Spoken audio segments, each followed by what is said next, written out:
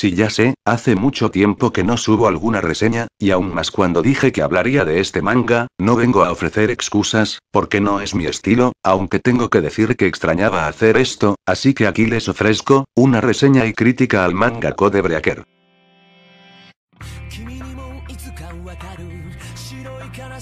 Code Breaker es un manga escrito e ilustrado por Akimine Kamiyo, publicado en la revista Weekly Shonen Magazine, que inició su publicación el 9 de julio del 2008, y terminó el 17 de julio del 2013, contando con 26 volúmenes.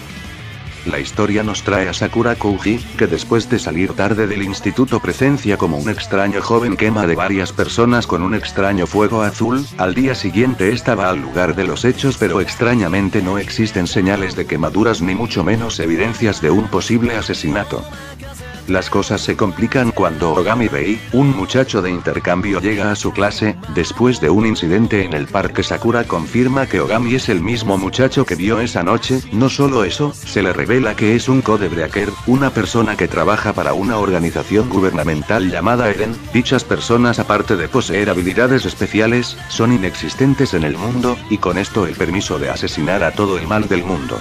En esto Sakura decide seguir a Ogami, para entre comillas, guiarlo por el camino del bien. De antemano la premisa del manga es algo que atrae, sicarios inexistentes en el mundo, agregando un toque fantasioso al concepto.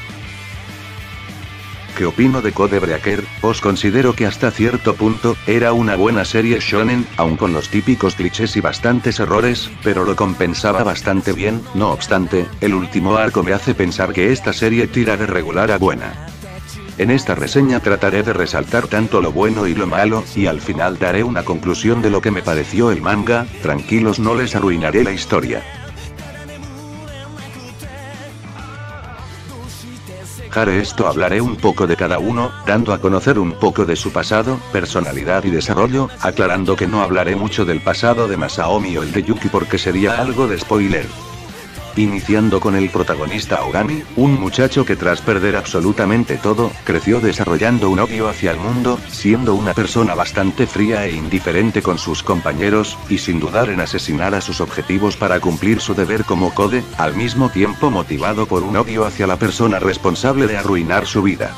Aunque es un escape a tanto protagonista medio pendejo de shonen, Ogami posee un pequeño problema, que es el protagonista con el que la audiencia no puede identificarse, ni sentir algo de empatía, o al menos que te agrade. Realmente al ser tan frío y sin emociones causa molestia por la forma de actuar del personaje. Sin embargo, a pesar de ser una piedra en el inicio, y no podamos sentir nada por él, podemos entender el porqué de su razón de ser. Al crecer toda su vida siendo utilizado como un arma o un medio para los demás, terminas entendiendo el porqué de su odio hacia la sociedad.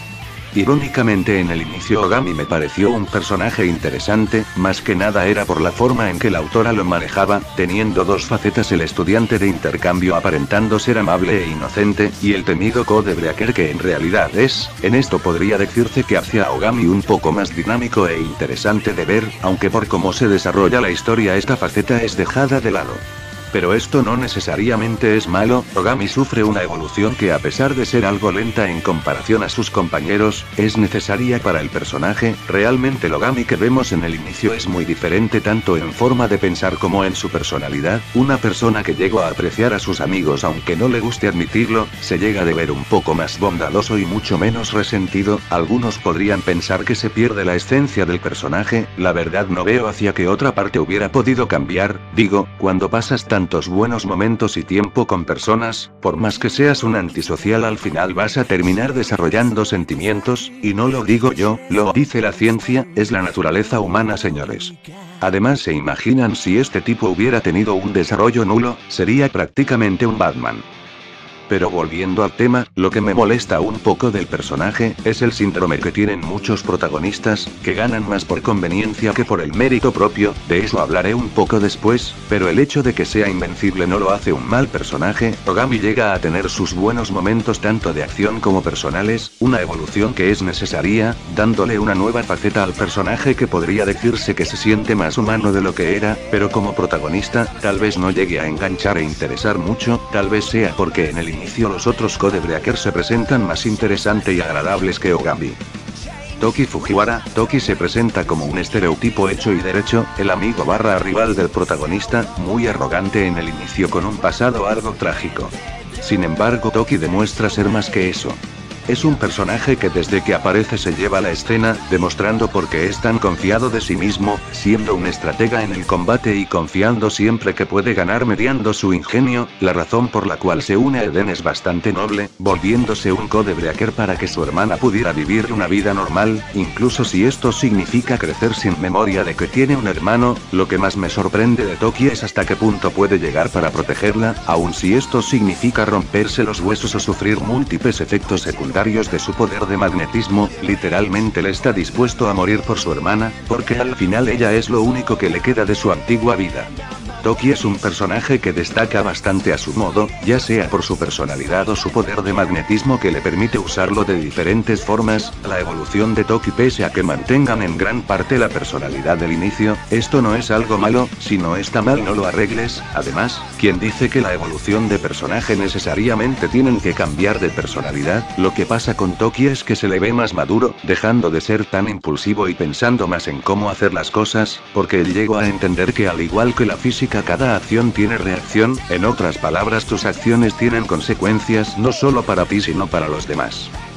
Sakura Kouji, una chica de especie rara. Esto quiere decir que ella no le afectan los poderes especiales, por ende la flama de Ogami no le hace efecto. Ella decidió seguir a Ogami para, de nuevo, entre comillas, guiarlo por el camino del bien. Voy a decirlo de una vez, claro y directo, Sakura es una basura.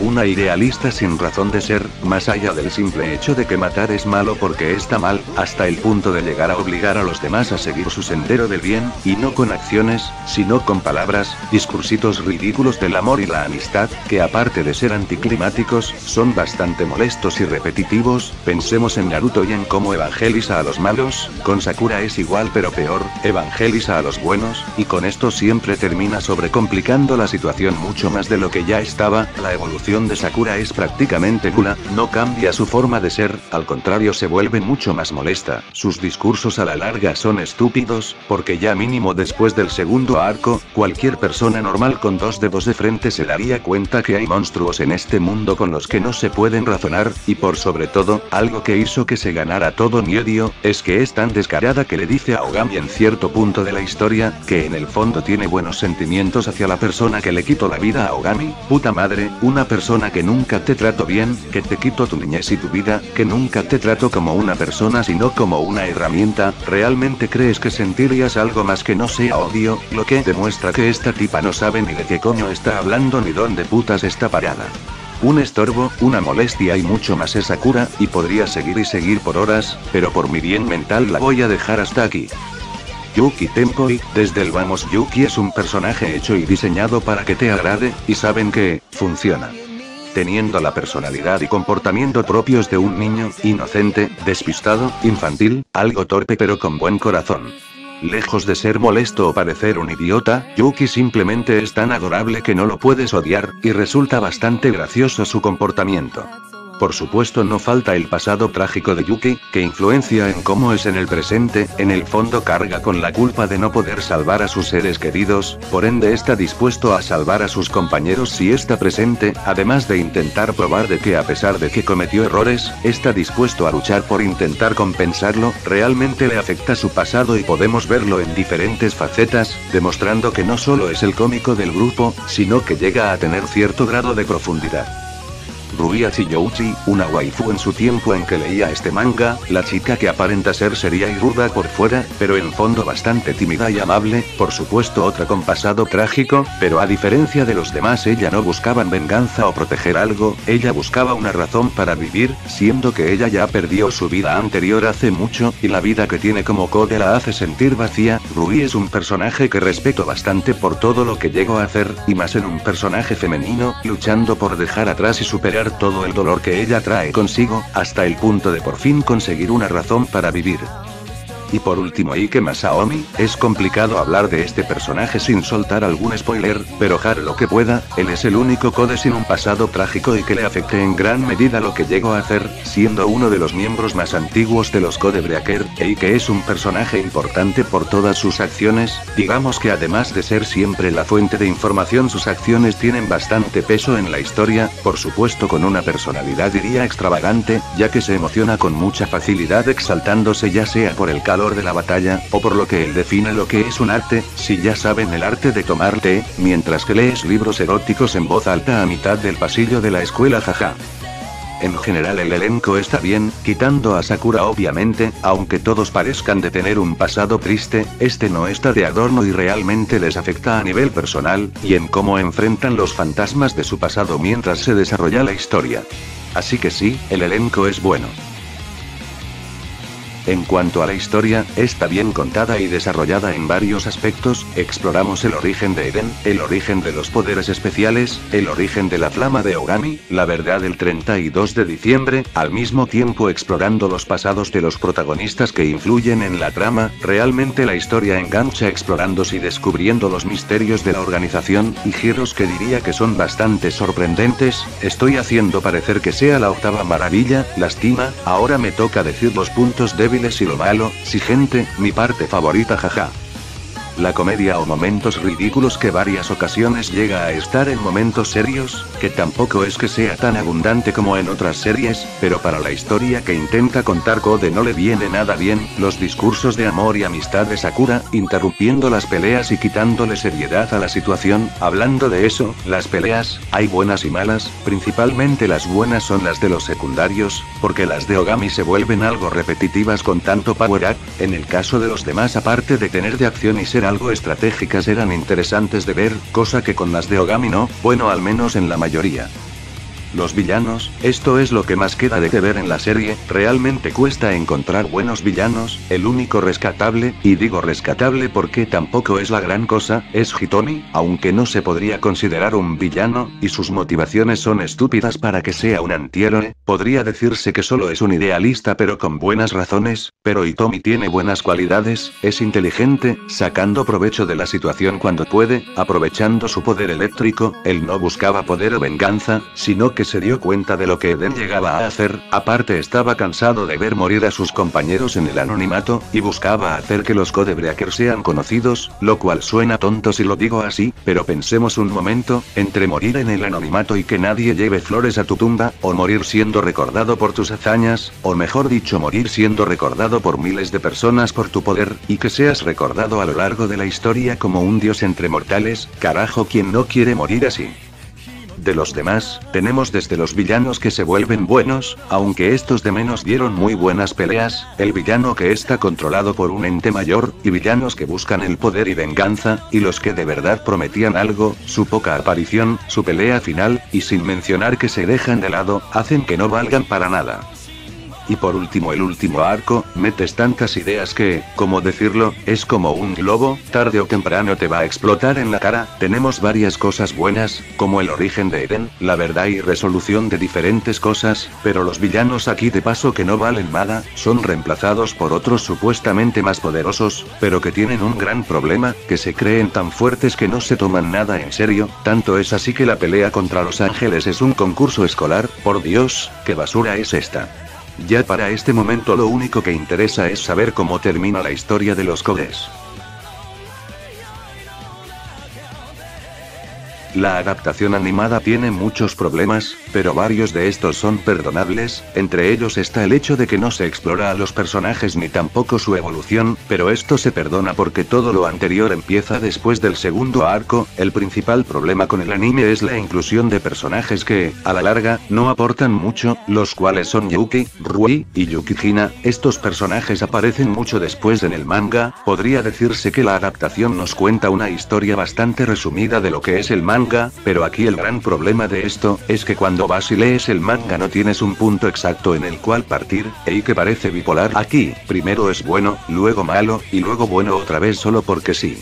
La animación, pese a que se deforme en bastantes partes, están bien hechas en lo que son las peleas, el soundtrack es completamente ambiental, y no llegas a recordar los temas, aparte que algunos de estos parecen música de ascensor, pero eso sí, los temas Ace to Ambition y To Battle, son simplemente hermosos, junto con su opening y ending, que son buenos en todo sentido, buena música, letra, y el vídeo, sobre todo el opening que es épico y lo mejor que ha hecho Gran Rodeo. Además, por el lado positivo, los Codebreaker mantienen su personalidad y carisma, así que con esto, la serie mínimamente es disfrutable. Si no leyeron el manga, obviamente. Esto es algo que tal vez intente implementar en las reseñas de ahora en adelante, invitaré a un usuario de por aquí para que me deje su opinión del manga, así que con ustedes, Jin Hayato. Codebreaker es una serie entretenida, con muchos buenos momentos, pero lastimosamente se destruye a sí misma por dos factores. El primero es Sakura, sé que con ella querían un personaje que contrastara con los demás, que diera humor y que su moral fuera distinta a la de los Codebreaker, pero la ejecución es pésima. Si no me creen, lean el manga. La muy idiota se mete en las batallas, pero solo le estorba a los buenos, y eso es solo una de sus varias carencias.